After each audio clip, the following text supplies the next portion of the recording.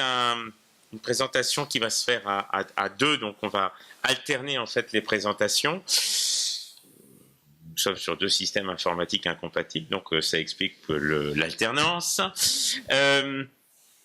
Donc on va présenter notre association, et notre association finalement, c'est trois mots, vous l'avez compris: Paris, animaux et zoopolis. Alors Paris, pourquoi Paris? Parce que l'association s'est constituée à l'occasion de la mission Animaux en ville que la mairie de Paris a mis en œuvre au mois de mars 2017. Et historiquement, il y avait une référence, enfin historiquement c'est un bien grand mot parce que 2017 c'est l'année dernière, donc il y a encore un an, il y avait une référence dans les statuts de l'association à la ville de Paris, et son objet était limité au statut de la ville. Voilà. Et puis en 2017, on s'est un peu émancipé et on a supprimé les limitations territoriales. Alors ceci dit, c'est vrai que on peut dire que le début de l'association est entièrement lié finalement à la ville, et sans Paris, elle n'aurait pas existé. Et du coup, je repasse à Amandine le schmilblick. Ça c'est. Donc, oui, donc en fait, la mission de Paris Animaux Zoopolis, c'est de défendre les intérêts des animaux sans distinction d'espèces. Donc, vous allez le voir après quand on va parler de nos campagnes. On se revendique, bien entendu, association antispéciste. Alors, nous avons décidé en effet de se focaliser sur la ville de Paris, puisque Paris c'est la capitale de la France, qu'on est dans un État qui est très centralisé. Et l'idée de départ, c'est de se dire que si Paris arrivait à bouger sur des problématiques liées à la condition animale, alors ça pourrait influencer fortement les autres villes et la France, donc le gouvernement. Donc nous, on a une stratégie qui est très politique, c'est-à-dire que on vise clairement les élus de Paris. Donc les élus de Paris, donc qui sont-ils? Donc il y a bien sûr la maire de Paris, Anne Hidalgo, les conseillères et conseillers de Paris, donc il y en a 163, donc c'est une espèce de mini-assemblée nationale, les maires d'arrondissement, il y en a 20, et puis après donc il y a beaucoup d'adjoints dans chaque mairie d'arrondissement, et également de conseillères d'arrondissement. Donc toutes ces personnes-là qu'on retrouve à Paris ont finalement un pouvoir et peuvent changer les choses concernant notamment la condition animale. Donc ça voilà, donc là juste pour vous faire un rapide point sur Paris, donc là c'est les arrondissements, donc on voit qu'il y a clairement une différence géographique en termes de partis politiques, hein. Donc on a l'Est parisien qui est socialiste, donc la majorité à Paris, et puis l'Ouest qui est à droite, avec un arrondissement que vous le voyez d'ailleurs dans lequel on est aujourd'hui, qui est un peu rebelle, hein, qui est écologiste, donc le 2e arrondissement, mais qui appartient à la majorité de l'exécutif parisien d'Anne Hidalgo. Voilà, donc là vous voyez il y a l'hémicycle du Conseil de Paris. Donc nous, caricaturalement, mais on va vous l'expliquer après, notre objectif c'est que au sein du Conseil de Paris, donc il y a des réunions sur 3 jours qui sont à peu près tous les mois, il y ait à chaque fois, à chaque Conseil de Paris, une question liée à la condition animale. Donc c'est ce qu'on appelle des vœux. Donc en fait, chaque conseillère et conseiller de Paris peut déposer un vœu. Et donc ensuite il y a un débat au sein du Conseil de Paris qui est filmé en direct, et ensuite nous on les met sur notre chaîne YouTube Paris Animaux Zoopolis. Et quel est l'intérêt? Donc déjà il y a un vote qui se fait. Bon, pour le moment on n'a pas gagné, mais en tout cas il y a un débat et un vote, et l'intérêt pour nous majeur, c'est que ça oblige l'exécutif parisien à se positionner sur une question.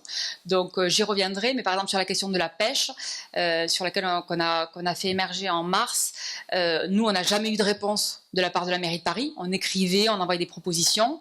Il y a une conseillère de Paris qui a déposé un vœu. Voilà, on a eu une réponse officielle de la ville de Paris qui a été obligée de se positionner.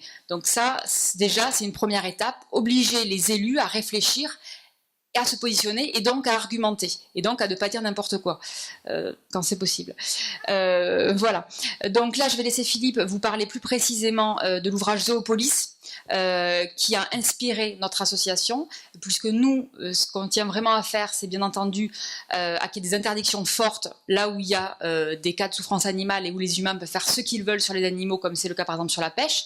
Mais ce qu'on veut vraiment aussi faire, comme c'est dans Zoopolis, c'est faire des propositions sur un modèle de société, comment vivre avec les animaux dans un modèle juste et pacifique. Voilà. Donc Philippe va vous parler du livre et ensuite on va vous détailler en détail, on va vous détailler les campagnes très concrètement sur ce qu'on demande.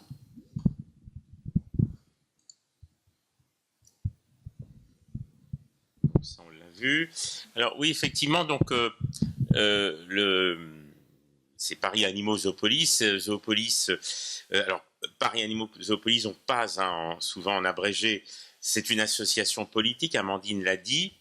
Donc ça suppose qu'il y ait quand même une doctrine politique derrière, et elle est incarnée par c'est Zoopolis pour l'essentiel. Donc Zoopolis, le nom complet, c'est Zoopolis, une théorie politique des droits des animaux. C'est un ouvrage publié en 2011, en fait, qui est rédigé par deux philosophes canadiens et qui a été traduit en 2016, qui a été présenté d'ailleurs ici à la salle Gendarme, et le voici. Voilà, donc chez Alma Éditeur. On peut se le procurer d'ailleurs. On m'a dit qu'on pouvait. À la fin de la conférence, voilà, si vous le souhaitez. Voilà, oui. Et alors, je le dis, là, j'ouvre une parenthèse, mais c'est vrai que c'est important. L'ouvrage a l'air comme ça, très épais. On se dit, oulala. Mais en fait, ça se lit très bien et il n'est pas nécessaire d'avoir la moindre connaissance philosophique. Enfin voilà, il n'est pas nécessaire d'avoir fait un doctorat en philosophie avant de lire Paris Animaux Zoopolis. C'est vraiment un livre qui est Paris Animaux Zoopolis. Oui, c'est ça. Non, de lire Zoopolis, une théorie politique, etc. Eh bien, c'est très facile à lire. Ça se lit presque comme un roman, mais j'en ajoute à peine. Donc, effectivement, l'objet de l'association fait directement référence à l'ouvrage. Alors, qu'est-ce qu'il dit, qu'est-ce que disent Sue Nanson et Will Kymlicka dans ce livre? Eh bien, en gros, il y a deux aspects qui vont retenir notre attention. C'est d'abord une analyse des classifications, une remise en cause des classifications entre animaux domestiques et animaux sauvages. Et à partir de là, ça, en soi, ça c'est déjà très important. À partir de là, les auteurs se risquent à proposer des statuts différenciés pour chaque catégorie, pour les trois catégories en fait qu'ils retiennent, qui sont liées, on le verra, au rapport que nous avons avec ces animaux qui finalement font pour nous les catégories en question. Donc trois sortes de statuts différenciés et à partir desquels on essaie de caler nos campagnes. Enfin, vous le verrez, hein, évidemment. Je repasserai la parole à Amandine pour évoquer ces questions. Donc nous connaissons classiquement deux catégories d'animaux. Les animaux domestiques, alors ils sont sous la dépendance des êtres humains, c'est ça qui les caractérise. Alors là, vous allez trouver animaux de compagnie, animaux d'élevage, animaux d'expérimentation, mais d'autres, animaux de cire, animaux de divertissement, par exemple. À côté de ça, vous avez des animaux sauvages qui sont indépendants donc des êtres humains, et cette distinction bipartite, elle renvoie elle-même à une dualité des territoires. C'est ce que montre Donaldson et Kymlicka. Ils montrent justement que la dualité renvoie à une dualité des territoires, parce que nous estimons qu'il y a des territoires exclusivement humains, essentiellement, notamment les villes. Et puis, il y a des territoires sauvages, où là, effectivement, les animaux sauvages sont tolérés, dans la mesure, évidemment, où ils ne gênent pas trop les humains. Et cette double dualité, elle est remise en cause par l'ouvrage. Comment? En fait, il montre, Donaldson et Kymlicka montrent qu'il y a une troisième catégorie, finalement anonyme, qui est complètement occultée. Ce sont les animaux qu'ils appellent liminaires, c'est-à-dire qui sont donc à la marge, d'une certaine manière. Vous allez trouver, alors je citais carrément l'auteur, les villes fourmillent d'animaux non domestiques, des chiens féraux, c'est-à-dire retournés à l'état sauvage, des chats féraux aussi, des espèces exotiques qui se sont échappées, bon ça c'est voilà, des perruches notamment pour citer le cas, qui sont installés dans des parcs, et puis des animaux sauvages dont les habitats ont été complètement détruits, en fait mités, c'est l'expression utilisée, par des constructions humaines, ce qui fait qu'ils se retrouvent au milieu d'un habitat humain. Et puis naturellement, il y a des animaux opportunistes, et c'est ceux-là qui notamment vont nous intéresser, mais pas seulement à Paris, et qui, eux, ont profité de la présence des humains pour trouver en général deux avantages à cette présence: une absence de prédateurs, d'une part, et d'autre part, de la nourriture, des sources de nourriture. Et donc, ce sont ces grandes catégories-là, on les trouve dans toutes les villes, et même sans doute de plus en plus dans les villes, au fur et à mesure que finalement les derniers espaces sauvages disparaissent. Donc, un certain nombre d'animaux, ne sachant pas où aller, se retrouvent dans les villes. Alors là, vous avez une énumération impressionnante de Donaldson et Kymlicka, mais il faut bien voir que, bon, voilà, c'est les animaux liminaires canadiens. Mais chez nous, on va trouver effectivement, notamment à Paris, on va trouver des rats, des souris, des lapins, des moineaux, peut-être quelques écureuils, des étourneaux aussi. On trouve des étourneaux et évidemment des pigeons que d'ailleurs les auteurs ne citent pas. Donc voilà donc cette troisième catégorie. Et à partir de là, ça a évidemment des conséquences importantes. D'abord, la première question, qui est la vraie question que posent les animaux liminaires aujourd'hui, c'est: est-ce qu'on peut les mettre à la porte, enfin, c'est-à-dire les sortir, les éliminer des villes, puisque celles-ci sont conçues de plus en plus comme des espaces exclusivement humains, depuis la fin du XIXe siècle, en tout cas en Occident. Et comme la pensée occidentale s'est malheureusement pour l'humanité répandue, ou est en train de se répandre dans à peu près le reste du monde, eh bien la question se posera aussi ailleurs.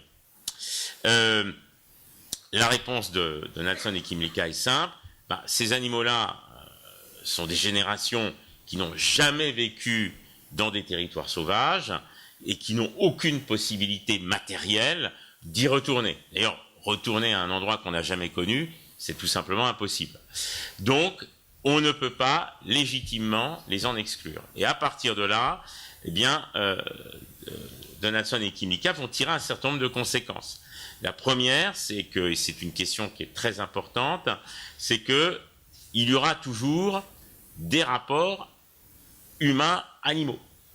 Même si la catégorie, d'ailleurs protéiforme, des animaux domestiques disparaissait, il restera toujours des animaux avec lesquels nous aurons des liens plus ou moins étroits, plus ou moins conviviaux, et ce sont justement les animaux liminaires. Ce qui fait que ces auteurs, évidemment, sont en porte-à-faux et contredisent un certain nombre de théoriciens animalistes qui considèrent que voilà, la fin de l'exploitation animale entraînera la fin de toute cohabitation entre humains et animaux.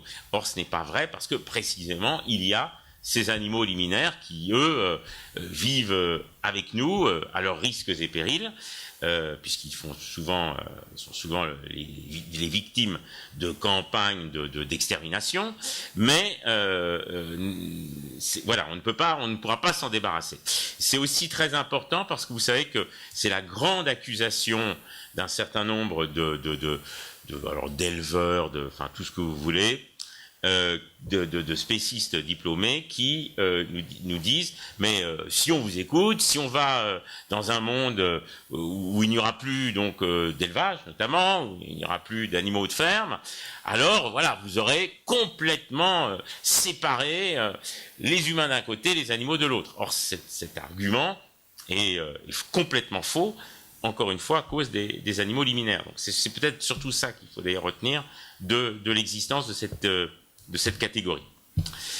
À partir de là, deuxième conséquence, ils se disent comment est-ce qu'on va créer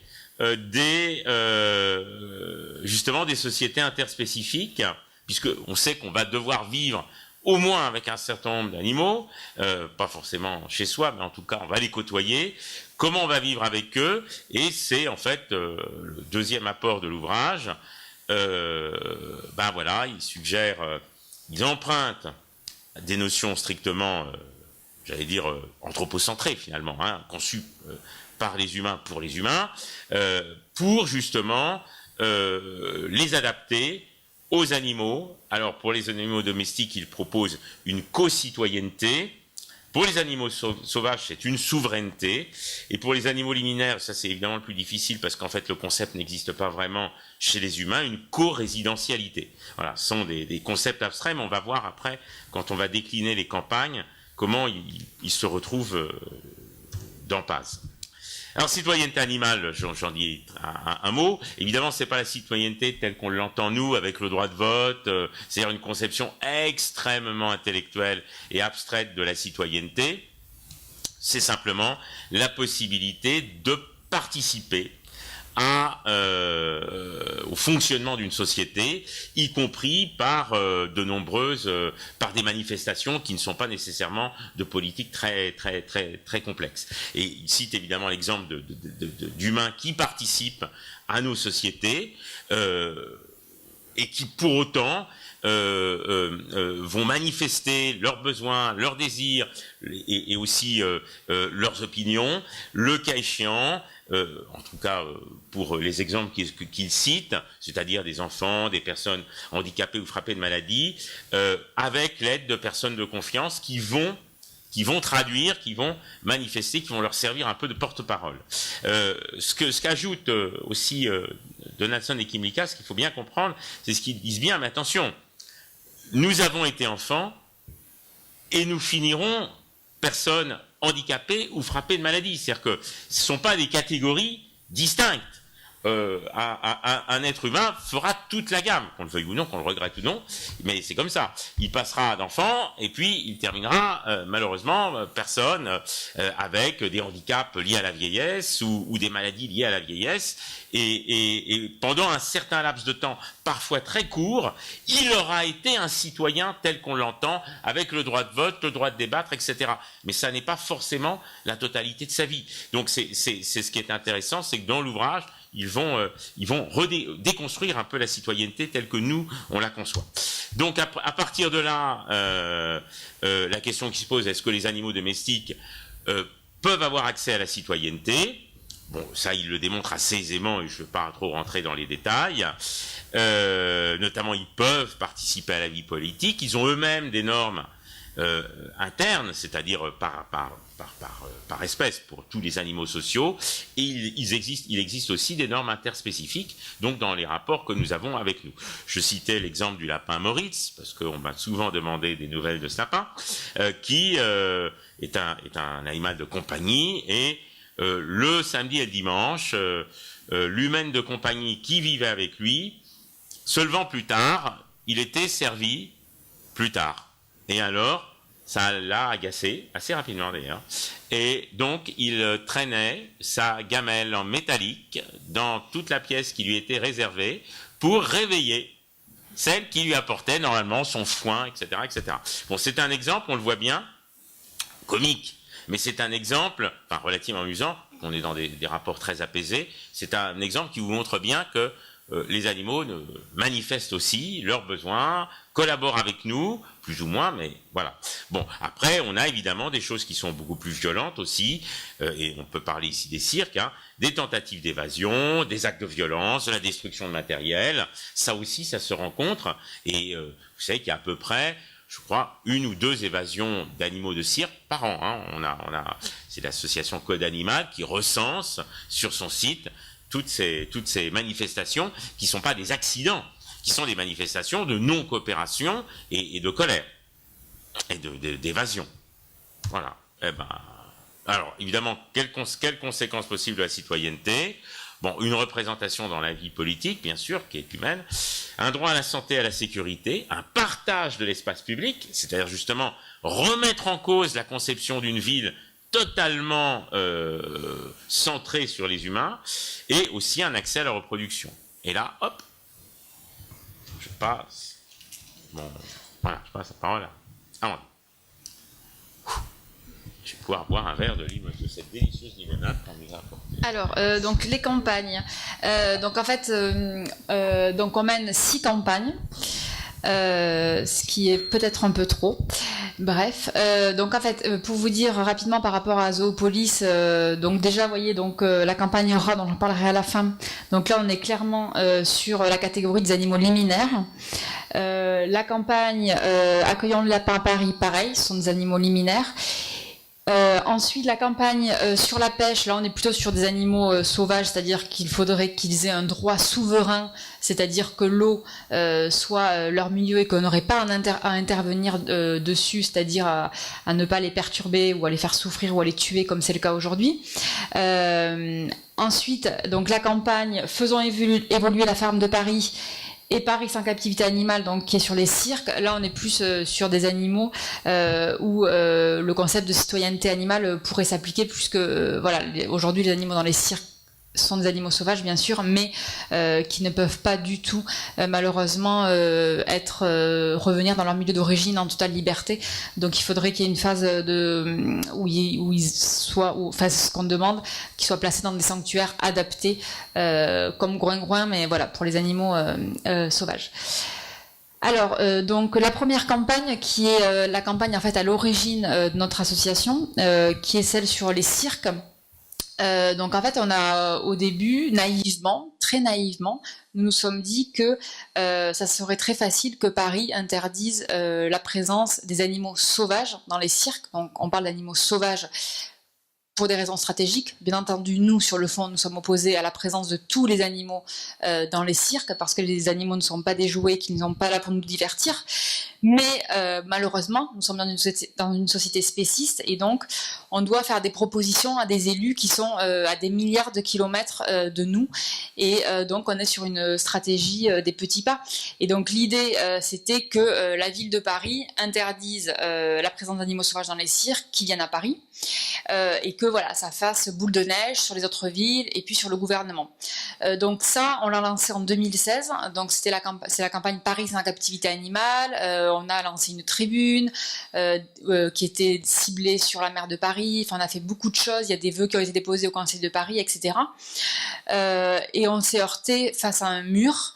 Et puis, suite à ça, la ville de Paris, pour étouffer un peu la question des cirques qui prenait vraiment de l'ampleur, a voté ce que disait Philippe, la mission animaux, donc qui est une mission globale sur toutes les questions animales liées à la ville de Paris, dont celle des cirques, où pendant un peu moins d'1 an, donc les associations, dont la nôtre, et puis des professionnels se sont réunis avec les élus pour faire des propositions, etc. Donc nous, on a fait beaucoup de propositions, on était là à toutes les réunions, on a beaucoup participé, et en théorie, les conclusions doivent être rendues avant la fin de l'année. Voilà. Donc ça, on va le suivre de près. Et donc, donc la campagne des cirques, donc on a ciblé Paris. Ce qui s'est passé, c'est que donc il y a Mévi, la tigresse du cirque Morido-Borman, donc à Paris 15e, qui s'est évadée, qui a voulu être libre et qui a été abattue par son dresseur. Donc ça, c'était en novembre dernier, il y a presque un an. Et c'est grâce à cette évasion que vraiment ça a rabattu les cartes, et que le Conseil de Paris a redébattu là-dessus, mais vraiment d'une façon, enfin ça a beaucoup, il y a beaucoup une mobilisation de l'opinion publique, et du coup, voilà, il y a des partis qui avant ne se penchaient pas sur la question, qui ont voulu interdire les animaux sauvages dans les cirques.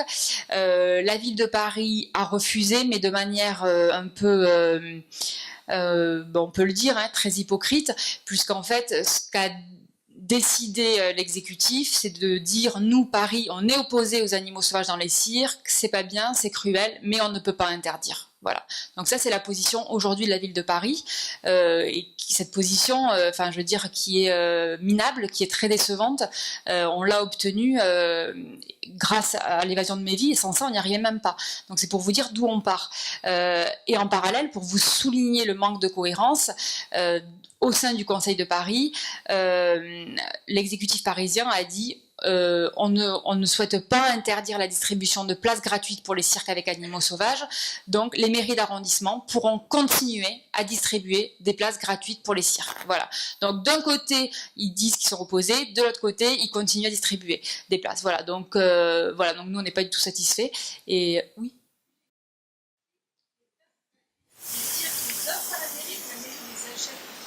En fait, c'est le cirque Pinder qui, chaque année, envoie des places gratuites aux mairies d'arrondissement, et chaque mairie d'arrondissement en fait ce qu'elle veut. Donc, il y en a qui les jettent, il y en a qui les donnent dans les écoles, etc. etc. Et là, j'en parlerai à la fin, mais justement, il va y avoir un vœu, puisque là, le Conseil de Paris est lundi, pendant 4 jours, donc je vais vous dire là les nouvelles toutes chaudes qui vont arriver. Donc voilà, donc sur la question de la question des cirques, nous c'est une de nos campagnes qui est les plus actives. Là, on a décidé un peu, enfin on lâche pas Paris, hein, soyons clairs, mais on oriente aussi notre stratégie sur le gouvernement. Donc on a eu des rendez-vous avec dans plusieurs ministères, puisque c'est une question qui est sur plusieurs ministères, l'écologie, l'intérieur, la culture, enfin bon. Voilà, donc là on se pose la question, ça sera plus simple d'arriver à une loi ou ça sera plus simple que Paris tombe. En tout cas, voilà, là récemment, il y a 2 grandes villes en France qui ont pris des positions sans ambiguïté, qui sont Strasbourg et Montpellier. Et ça, c'est vraiment très très important, parce que voilà, nous, ça nous permet de dire que Paris est vraiment ultra en retard et que c'est vraiment la honte. Donc voilà, on espère que ça tombe, parce que c'est vraiment un sujet sur lequel il faut qu'on arrive clairement à légiférer, parce que voilà, la majorité des pays européens ont déjà interdit, et voilà. Alors ensuite, donc l'autre campagne que je voulais parler, c'est sur la campagne faisons évoluer la ferme à Paris. Alors ça, je pense, alors je sais pas si est-ce que dans la salle vous savez ce qu'est la ferme de Paris? Voilà, donc c'est très étonnant. Nous non plus, on ne savait pas ce que c'était. Donc et on l'a découvert pendant la mission Animaux. Donc c'est pour vous dire que la mission Animaux nous a permis aussi de mener de faire naître des nouvelles campagnes. Alors la ferme de Paris, en fait, c'est un lieu qui a à Vincennes, mais qui appartient à la ville de Paris.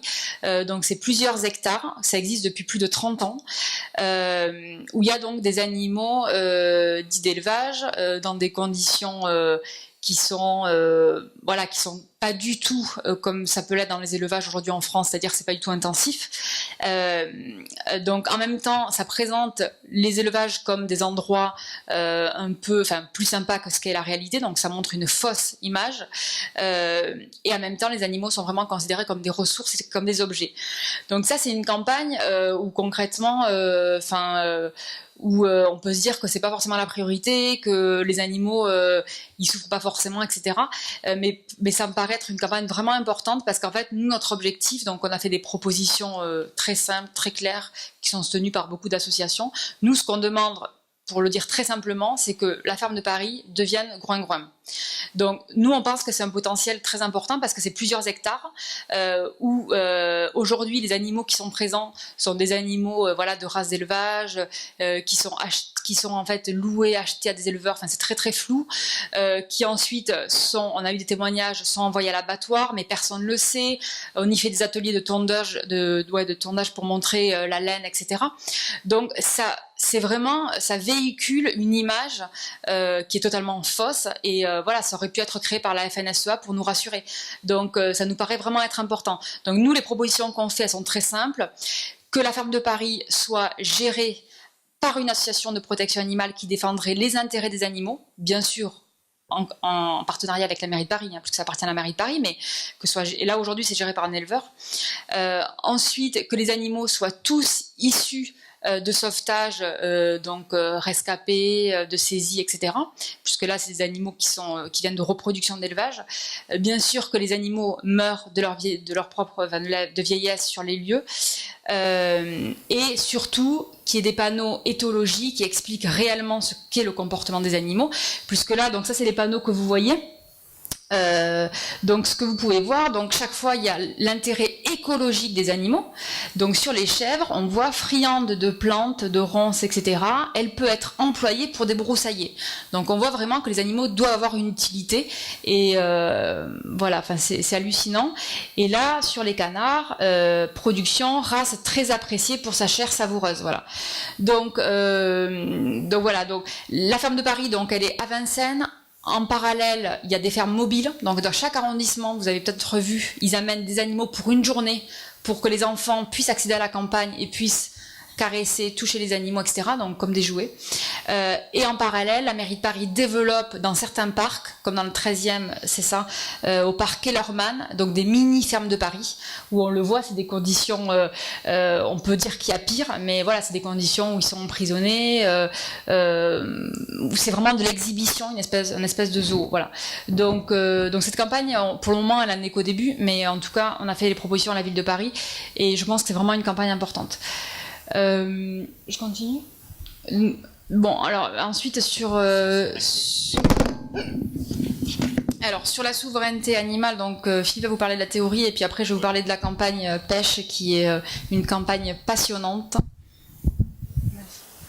Voilà, bah, ça va être vite amené, puisque donc la souveraineté, c'est donc pour les animaux sauvages, c'est-à-dire qui vivent à l'écart des humains. L'obstacle qu'évoque donc Donaldson et Kymlicka, c'est qu'en principe la souveraineté est associée à un État, mais là encore il y a des communautés humaines souveraines et qui pour autant ne sont pas munies d'un État tel que nous le connaissons.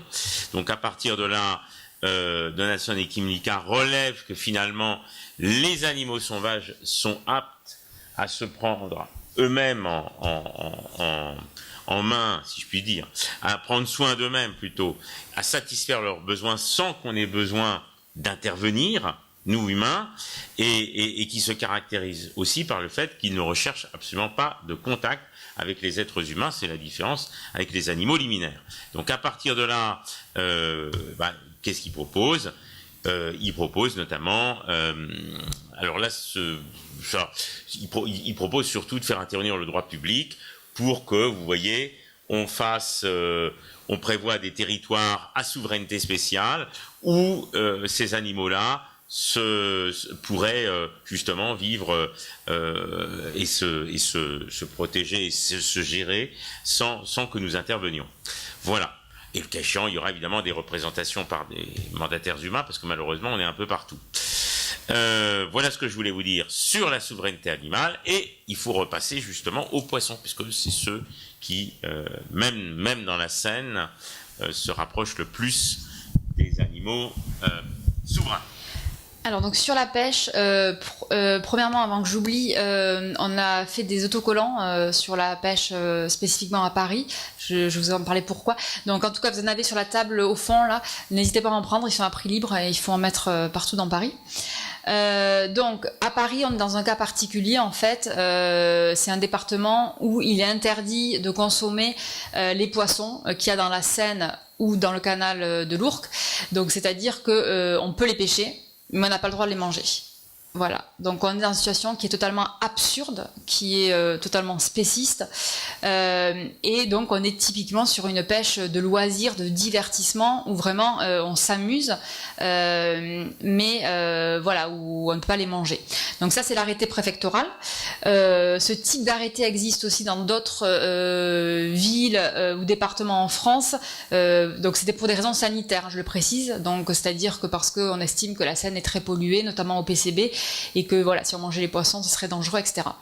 Donc nous, on a saisi cette faille, que d'ailleurs on a découvert pendant la mission Animaux. Donc c'est pour vous dire que la mission Animaux, à la base, elle a été faite pour essayer de noyer le poisson, entre guillemets, sur les cirques.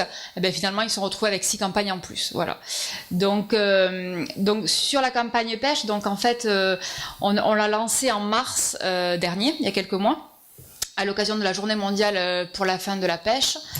Donc, on a lancé une campagne d'affichage donc avec l'association PEA, donc qui était sur le quai des métros, centrée sur la souffrance des poissons.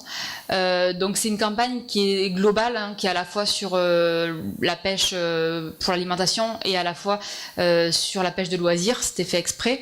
Et l'idée, c'était vraiment d'intégrer que les poissons souffrent parce que on a tendance à l'oublier, ou en tout cas on veut pas le savoir. Donc on a lancé cette campagne là.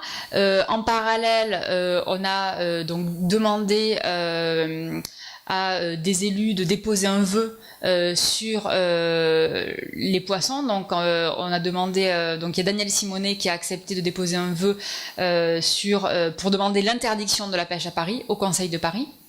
Et les Verts ont également déposé un autre vœu pour, on va dire, réformer la pêche de loisirs à Paris.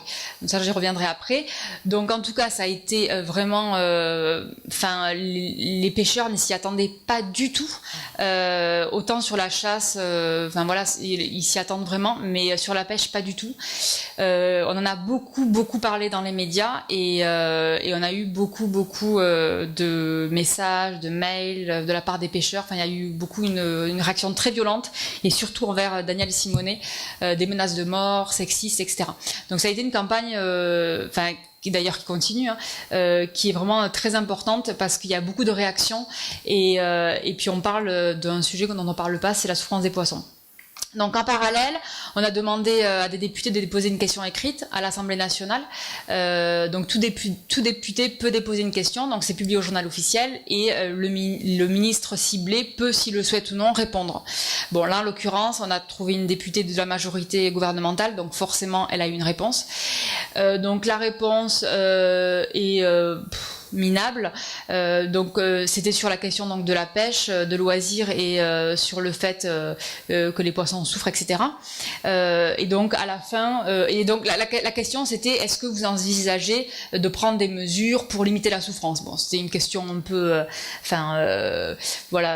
qui aurait pu avoir une réponse sérieuse, mais en tout cas là ils ont conclu, le ministre a conclu en disant, donc c'était Nicolas Hulot, en disant que il appartient aux pêcheurs de pratiquer une pêche en tenant compte du bien-être animal. Donc c'est hallucinant, c'est-à-dire que c'est celles et ceux qui tuent les animaux qui sont censés le faire avec le moins de souffrance possible. Donc c'est la même réponse qu'on a pour l'élevage avec le ministre de l'Agriculture. Mais ce qui est intéressant dans cette réponse, c'est que il est écrit que il est reconnu que les poissons souffrent, voilà. Et ça c'est important parce que on a un ministre qui le reconnaît, le gouvernement actuel, alors qu'il y a beaucoup de pêcheurs qui sont toujours en train de nous dire que les poissons ne souffrent pas. Donc là, le gouvernement français qui le reconnaît. Donc je pense que cette réponse est vraiment importante. Donc sur la pêche, donc les vœux qui ont été déposés sur la pêche ont tous été rejetés par l'exécutif. Il y a des pêcheurs conseillers de Paris qui ont pris la parole en parlant de la pêche, etc. En tout cas, c'est la première fois que ça a été mis autant au centre d'un débat politique, d'un débat sérieux, et que la presse en a beaucoup parlé. Donc cette campagne, elle va continuer jusqu'à qu'on interdise la pêche à Paris. Voilà. Et d'ailleurs, on incite les autres villes à faire la même chose. Ensuite, avant de parler des animaux liminaires, on va vous parler de cette campagne qui est un peu particulière. Sur les animaux de guerre, donc là, c'est en 2018, c'est le centenaire de l'armistice de la Première Guerre mondiale. Et donc, grâce à Stéphanie, qui est donc une membre active de l'association, nous avons fait des recherches sur la question des animaux de guerre à Paris. Et en fait, on s'est aperçu qu'il y avait beaucoup de capitales alliées durant la Première Guerre mondiale, donc comme Londres, Ottawa, Canberra, qui ont érigé des monuments en mémoire aux animaux de guerre, et qu'à Paris, il n'y a rien. Il y a une poignée de monuments dans le nord-est de la France, notamment dans la Somme, etc. Mais c'est des monuments soit qui sont financés par d'autres pays, c'est hallucinant, comme le Royaume-Uni ou l'Australie, à Pozières notamment. Mais voilà, à Paris, il n'y a rien, et ça nous semble important qu'à Paris, il y ait un monument, parce que ça serait une reconnaissance aussi nationale, de dire, il y a 11 millions d'animaux qui ont été utilisés qui ont joué un rôle majeur et qui ont souffert durant la Première Guerre mondiale et que nous ne devons pas l'oublier. Alors bien entendu, vous l'aurez compris, cette campagne, c'est pas du tout le fait de dire qu'on est pour que les animaux soient utilisés dans la guerre, mais c'est juste de ne jamais les oublier et de se rendre compte que si certains d'entre nous sont en vie, c'est aussi parce qu'il y a des chiens, il y a des ânes, des chevaux, des pigeons qui ont été dressés et qui ont fait des choses qui ont permis de sauver des vies véritablement. Donc cette campagne, on l'a lancée au mois de mai. Et elle a connu un grand succès, on a été vraiment très étonnés. En fait, il y a beaucoup d'élus qui se sont emparés de la question et donc il y a eu plusieurs vœux qui ont été déposés en conseil d'arrondissement. Donc ça, j'y reviendrai après en détail. La question a été aussi portée au conseil de Paris au mois de juillet. Et là, elle va être encore reportée encore au Conseil de Paris de septembre. Et la presse en parle beaucoup. Et voilà, donc toujours dans cette idée du devoir de mémoire, on organise le 8 octobre au musée de l'Armée, donc c'est aux Invalides, une conférence sur les animaux dans la Grande Guerre, donc avec l'historien Éric Baraté. Il y a aussi la philosophe Florence Burga qui interviendra. Et on a reçu donc le label Centenaire, donc qui est délivré par le ministère des Armées, qui en fait est un label qui est donné à toutes les initiatives qui portent sur la Grande Guerre, mais bon, c'est quand même, les initiatives sont quand même contrôlées, etc. Donc on a reçu le label et donc on fait partie du programme officiel en fait des cérémonies du centenaire de la Grande Guerre. Et il y a également l'association Le Souvenir Français, qui est la plus grande association d'anciens combattants, mémoriels, etc., qui a soutenu notre initiative et en écrivant carrément à la maire de Paris, Anne Hidalgo, pour lui dire qu'il soutenait notre projet et qu'il voulait aussi un monument pour les animaux de guerre. Voilà. Donc c'est intéressant parce que c'est une campagne. Voilà, je sais que certains militants nous ont fait le reproche que voilà, on s'occupait d'animaux morts, etc. Mais je pense que c'est aussi une campagne qui va permettre chez certaines et certains de réfléchir aussi à ce que les animaux ont fait et qui ait des conséquences sur le présent. Et d'ailleurs, par exemple, au niveau stratégique, nous, on a eu des contacts avec certains élus qu'on n'aurait jamais eu sans cette campagne. Pareil pour la presse. Donc voilà, c'est aussi, ça permet aussi de visibiliser la condition animale. Donc je reviendrai après sur le détail de tous les vœux. Voilà, donc après, on va vous parler des animaux liminaires.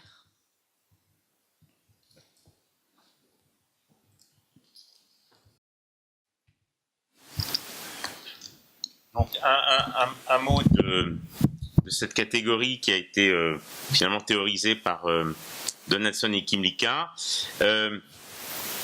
Donc, il propose pour les animaux liminaires une résidentialité, c'est-à-dire un statut de résident qui dégage des statuts qui sont plus ou moins appliqués aux migrants, aux travailleurs immigrés. Donc c'est un statut humain qui est ensuite généralisé pour être appliqué aussi aux animaux.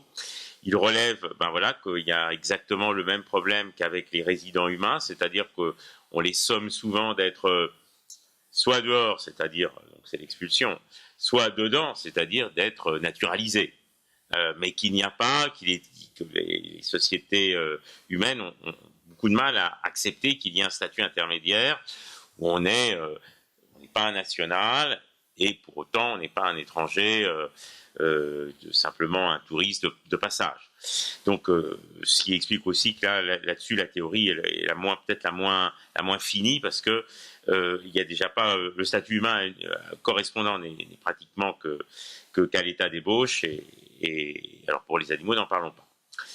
Donc l'idée de ce statut de résident, c'est d'abord de mettre fin à l'invisibilité des animaux liminaires parce que en fait on ne les voit pas, enfin ils n'entrent pas dans nos catégories, donc ils n'existent pas pour nous. Il est évidemment moins contraignant que celui de citoyen, moins de droits, moins d'obligations. L'essentiel, c'est d'assurer, une sécurité de résidence pour éviter les campagnes d'extermination diverses et variées, qui sont mises en œuvre assez régulièrement, et puis aussi prendre leurs intérêts en compte dans la conception même des villes, puisqu'ils vivent avec nous, mais les villes ne sont pas... les voitures les écrasent, etc. etc. Donc, voilà ce que je voulais vous dire sur ce statut. Et on va justement évoquer les campagnes sur cette question. Oui, alors juste avant de parler des liminaires, juste pour vous dire, donc la conférence elle est gratuite et elle est uniquement sur inscription pour des raisons de sécurité comme c'est aux invalides. Donc n'hésitez pas à nous envoyer un mail avec votre nom, prénom, donc sur contact@zoopolis.fr. Je voulais aussi vous dire que le 1er octobre, donc lundi 1er octobre, on organise un happening solennel sur les animaux de guerre également pour leur rendre hommage et bien sûr on va inviter les médias. Donc le lieu n'est pas encore déterminé. Mais n'hésitez pas à vous inscrire sur l'événement Facebook si vous voulez être tenu au courant, donc sur la page Facebook Paris Animaux Zoopolis. Alors sur les animaux liminaires, donc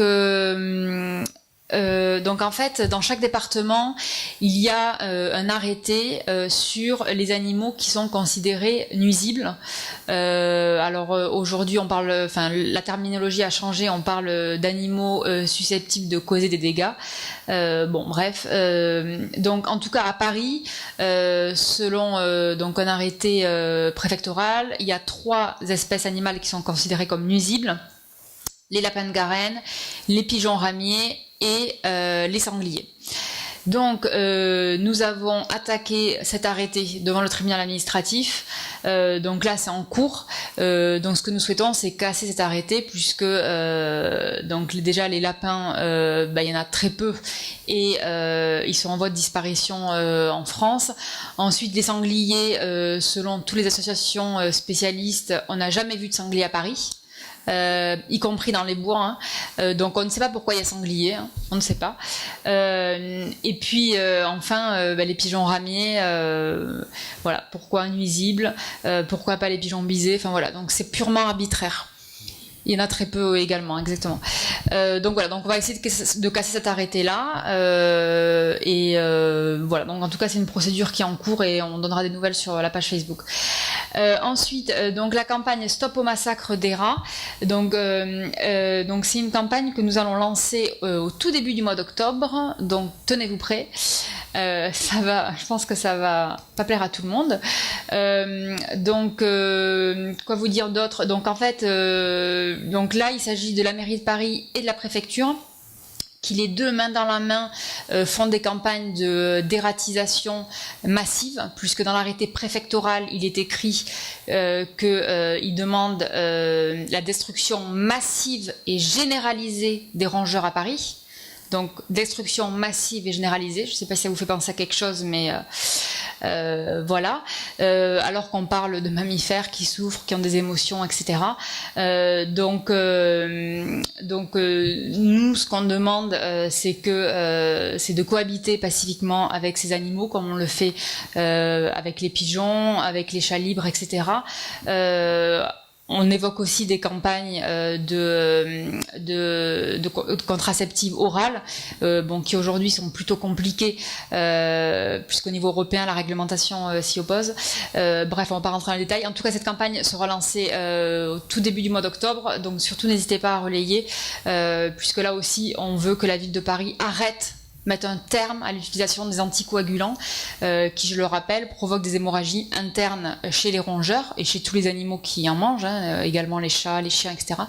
Et donc les rats souffrent pendant des heures, des journées avant de mourir. Voilà.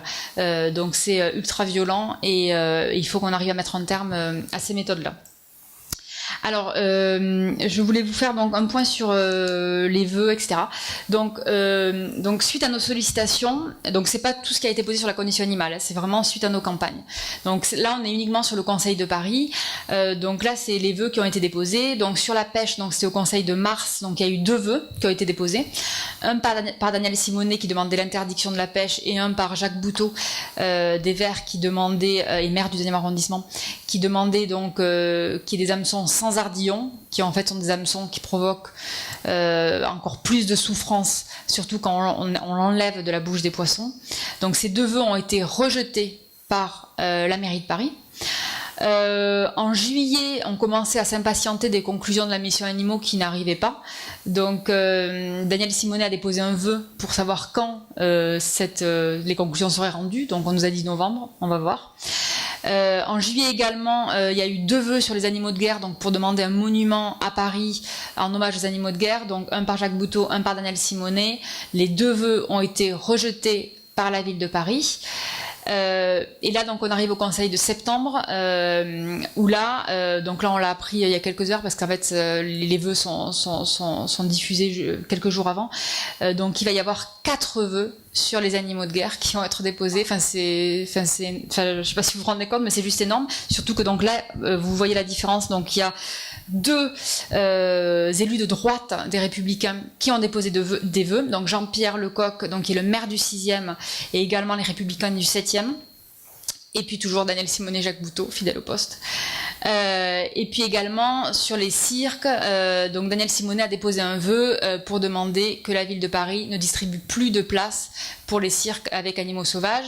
Là, à Noël, on aura 3 cirques avec animaux sauvages itinérants qui ont eu des autorisations de la ville de Paris, puisqu'on a demandé le document administratif.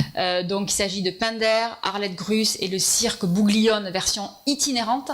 Donc ça veut dire que sur l'espace de Paris, on aura 2 Bougliones avec animaux sauvages. Voilà, donc il y a une rumeur qui court comme quoi Pinder viendrait sans animaux sauvages. En tout cas, on l'espère. Mais voilà, ça reste à suivre. Et ensuite, dans les conseils d'arrondissement, donc les conseils d'arrondissement se réunissent juste avant le conseil de Paris, donc dans tous les arrondissements, hein, c'est-à-dire qu'il y a un gros potentiel. En mai, donc il y a Fabienne Roumet qui a déposé un vœu sur les animaux de guerre pour demander une plaque qui a été rejetée avec un argument complètement spéciste en disant les symboles comme les plaques, les monuments sont des symboles réservés aux humains et pas aux animaux. Ça, c'était le débat qu'il y a eu au sein du 13e arrondissement et le vœu a été rejeté. On a expliqué au maire du 13e que c'est pas nous qui avons médaillé le pigeon, j'ai un trou de mémoire, comment il s'appelle ? Vaillant, merci, ou d'autres médailles, ou d'autres animaux qui ont été cités à l'ordre de la nation. Ça a été fait bien avant. Voilà. En tout cas, ça a été rejeté. En mai, grâce à Florentin Letissier, le 14e arrondissement a adopté une plaque. Donc, il y aura une plaque qui sera inaugurée normalement à la fin de l'année pour les animaux de guerre, boulevard Jourdan. En juin, donc là, il s'agissait, vous vous souvenez, sur les panneaux, éthologie, enfin, non, pas éthologie, c'est ce type de panneau-là. Donc en fait, dans le 13e arrondissement, donc ça c'est le parc Kellermann, donc Fabienne Roumet a demandé via un vœu qui est un couplet sur l'éthologie des animaux, et pas que sur leur intérêt à faire de la bonne viande. Et donc ce vœu a été adopté, donc vous voyez comme quoi le 13e, tout n'est pas perdu. Et puis en septembre, donc là il y a quelques jours, donc dans le 6e arrondissement, il y a un vœu qui a été voté à l'unanimité pour un monument dans le 6e arrondissement. Donc on est très content parce qu'il s'agit d'un maire qui a carrément demandé donc à la mairie de Paris un monument dans son arrondissement. Donc là, ça va être redébattu au Conseil de Paris. En tout cas, en arrondissement, ça a été voté à l'unanimité. Et puis enfin, le 7e arrondissement, également des vœux sur les animaux de guerre, parce qu'il y a eu beaucoup de choses sur les animaux de guerre dans le 7e. Donc c'est l'adjoint Rachida Dati, donc maire du 7e, qui a été très motivé, et la maire a soutenu également ce vœu. Donc voilà. Donc tout ça pour vous dire que, vous voyez, que ce soit dans les arrondissements ou au Conseil de Paris, il y a beaucoup de choses à faire, il y a beaucoup de vœux qui peuvent être déposés, et on peut vraiment faire émerger la condition animale dans ces arrondissements. Donc très rapidement, pour montrer les articles de presse, voilà, il y a eu beaucoup d'articles de presse, vous les avez sur la table au fond, n'hésitez pas à les prendre, à les envoyer à vos élus, je veux que vous fassiez pareil, voilà, vous pouvez. Et juste pour vous dire rapidement que donc nous on est une toute petite association, on est tous bénévoles, et donc on cherche des bénévoles si vous voulez participer, que ce soit pour les campagnes, pour les happenings, parce qu'on fait pas assez de happenings, et également le dernier point qui est assez important, en fait on aimerait à terme qu'il y ait une personne dans chaque arrondissement qui soit référente et qui puisse aller voir les élus, parce que voilà, nous on le fait mais trop peu, enfin il faudrait aller voir les élus de tous les arrondissements et à tous les niveaux, dans tous les partis. Enfin, il y a vraiment un potentiel énorme et ils ne sont pas assez sollicités. Et voilà, que ce soit les conseillers d'arrondissement, les conseillers de Paris, et c'est à nous d'aller les voir et de leur faire des propositions.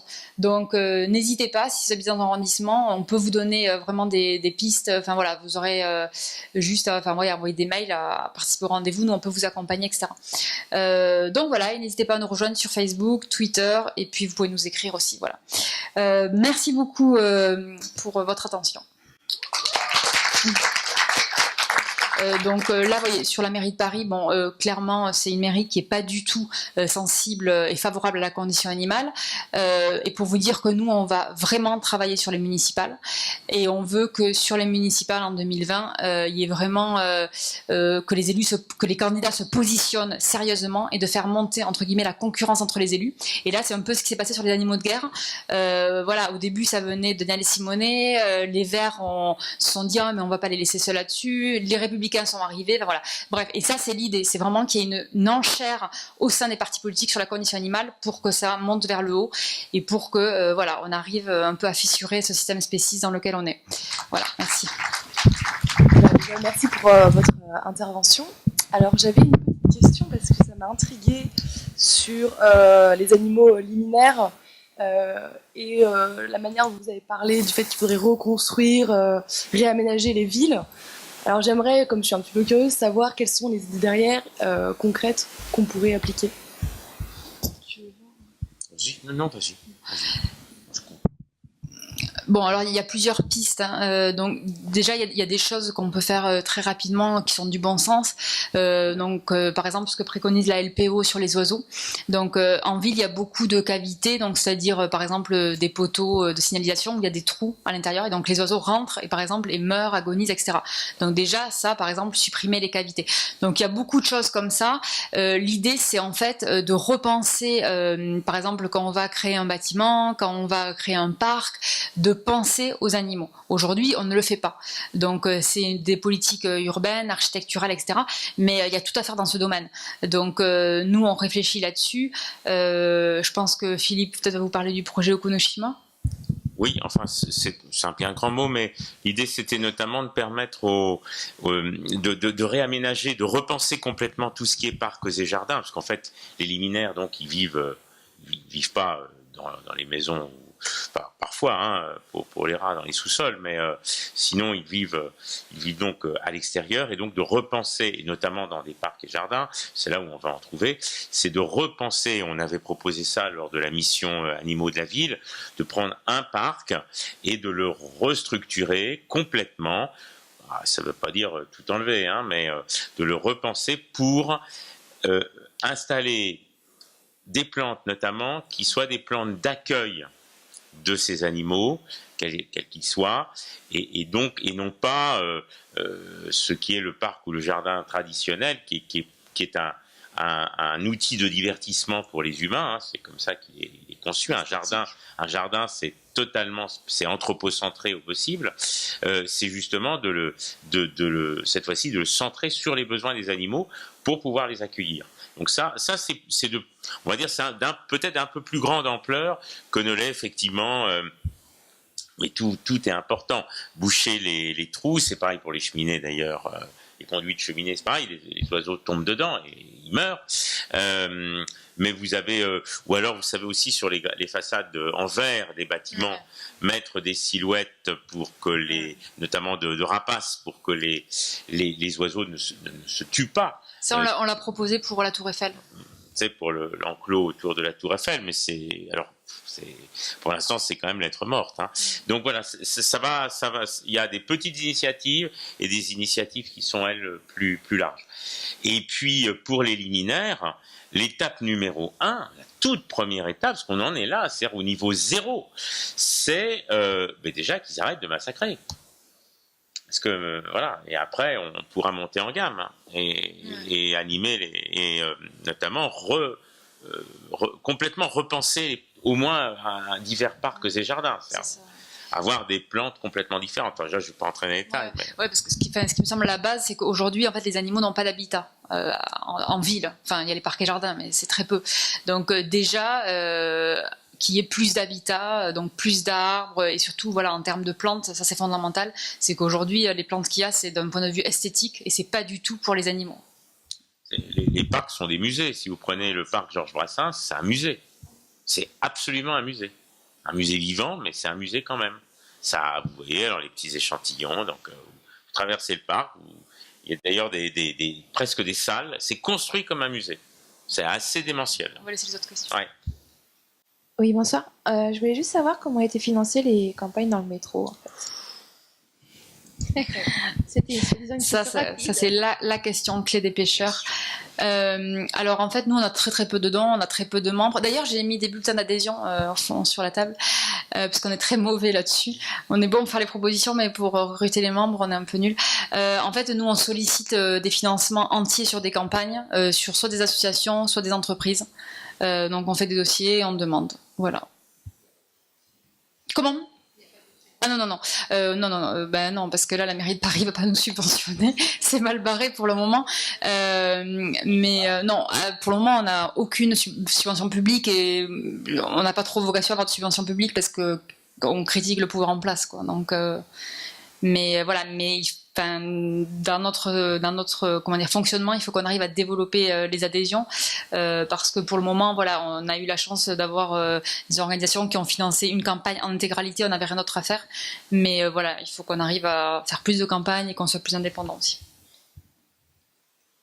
Une question très rapide. Comme le livre est canadien, et bien évidemment la France n'est pas à la pointe dans ces questions, est-ce qu'ailleurs dans le monde, il y a des villes, depuis la sortie du livre, voire d'avant, qui ont commencé à mettre en place des politiques architecturales ou dans les parcs ou peu importe dans quel autre espace urbain qui vont dans cette direction. Donc pour les animaux, éviter qu'ils tombent dedans, qu'ils soient écrasés, blessés, exterminés, etc. Merci. Moi, En réalité, il y a surtout des villes qui ne sont pas faites sur le modèle occidental et donc qui accueillent les animaux. Pensez notamment un grand nombre de villes indiennes fonctionnant sont des villes ouvertes aux animaux, donc qui ne fonctionnent pas, enfin les villes traditionnelles, pas New Delhi évidemment, mais en tout cas les quartiers neufs de New Delhi, mais sinon vous avez encore des villes qui fonctionnent avec une promiscuité humaine animaux en Orient, en tout cas dans les Indes.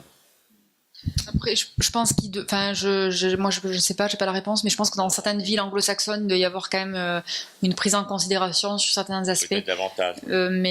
Voilà, je sais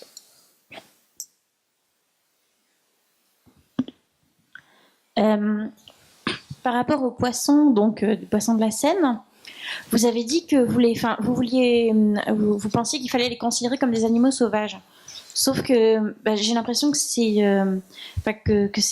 relativement irréaliste, parce qu'en fait les animaux dans la Seine, enfin les poissons dans la Seine, sont plutôt des animaux liminaires dans le sens où même si on va pas tous les jours marcher dans la Seine, en tant que Parisien on l'utilise énormément. On puise de l'eau dedans, on fait circuler des bateaux dessus. Enfin, la Seine est aussi un lieu de vie pour les humains, et j'ai l'impression qu'il y a littéralement aucune chance que les gens qui soient à Paris acceptent d'arrêter d'y prendre de l'eau et de passer dedans, en fait, tout simplement. Enfin, eu égard à ça, j'ai l'impression qu'il faut vraiment considérer les poissons comme des animaux liminaires, tant qu'ils sont, en tout cas, dans des zones qui sont pas trop loin des êtres humains. Nous sommes entièrement d'accord. Enfin, je réponds rapidement, mais en fait, oui, je pense que c'est tout à fait pertinent. Alors, juste de remarque. Bon, d'abord, on n'avait pas trop d'exemples d'animaux sauvages tels que l'entendent Donaldson et Kymlicka, c'est-à-dire vraiment des animaux qui vivent complètement dans les hauts fonds, etc., à l'écart des humains. Donc, on a pris les poissons de la Seine. Bon, c'est un peu tiré par les cheveux, et plus sérieusement, de manière moins spécifique, les catégories en question sont mouvantes. D'ailleurs, catégories sont des catégories floues, quoi.